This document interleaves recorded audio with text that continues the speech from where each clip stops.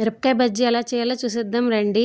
నాలా మాత్రం పిండేసుకోకండి. మీకు రోడ్డుపై అమ్మే బజ్జీలాగా నీట్గా పర్ఫెక్ట్గా రావాలంటే నాలా ఫాలో అయిపోండి. ప్రాసెస్ ఏంటో చూసేద్దాం. శనగపిండి తీసుకున్నాక 2-3 స్పూన్స్ పక్కా బియ్యం పిండి వేయాలి. ఇది మస్ట్ అండ్ షుడ్గా అది సీక్రెట్ అనమాట. అది మాత్రం కంపల్సరీ. ఉప్పు, కారం, పసుపు, అజ్వైన్ అదే వామ్ అంటారు కదా, వాము కూడా నలిపి వేసుకొని నేనైతే గోరువెచ్చని నీళ్ళతో బాగా బీట్ చేసుకుంటున్నాను. 2-3 మినిట్స్ ఆపకుండా అలా బీట్ చేయాలి. వేని ముంచితే వేని కంటే అంత వరకు అది పిండి కంటెస్టెన్సీ ఉంటుంది కదా, అది అంత థిక్గా ఉండాలన్నమాట.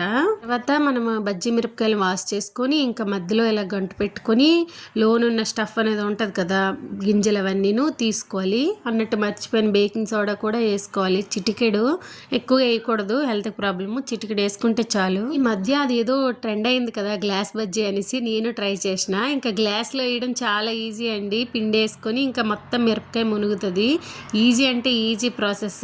ఇలా సాయంకాలం వేళలో అలా మిరపకాయ బజ్జీలు విత్ చాయ్ తింటే ఆహా ఏమి రుచి అనరామై మరచి అన్నట్టే ఉంటుంది. నేనే కాదు, నా ఫ్రెండ్స్ అందరికి పిలిచాను ఈరోజు. చిన్న టీ పార్టీ లాగా ఎంజాయ్ చేసాము. మొత్తానికి బజ్జీలు వచ్చేయండి నెక్స్ట్ లెవెల్. మీరు కూడా మీకు మిరపకాయలు అవైలబుల్ ఉంటే తప్పకుండా ట్రై చేయండి. ఇంతవరకు చూసారు, లైక్ ఇవ్వడం మర్చిపోకండి. Do subscribe. Bye bye.